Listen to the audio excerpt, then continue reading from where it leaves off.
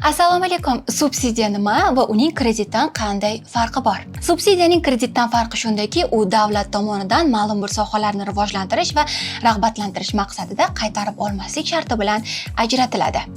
Bugungi kunda O'zbekiston hududida subsidiyalarning bir qancha turi mavjud bo'lib, ulardan asosiylari quyidagilar hisoblanadi. Temir daftar, ayollar daftari va yoshlar daftariga kiritilgan ishsiz fuqarolarga tadbirkorlik va o'zini o'zi band qilish faoliyatini boshlash maqsadida asbob-uskunalarni xarid qilish uchun ajratiladigan subsidiyalar.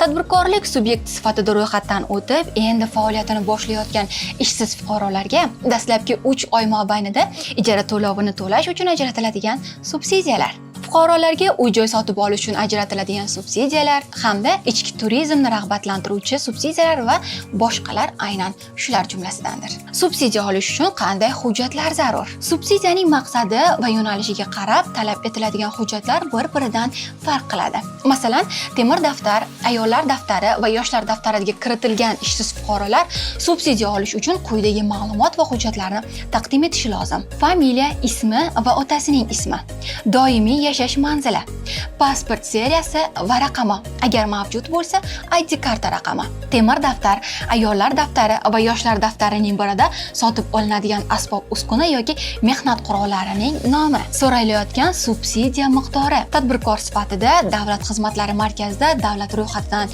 yoki o'zini o'zi band qilgan shaxs sifatida soliq xizmat organlarida ro'yxatdan o'tganligi to'g'risidagi ma'lumotnoma.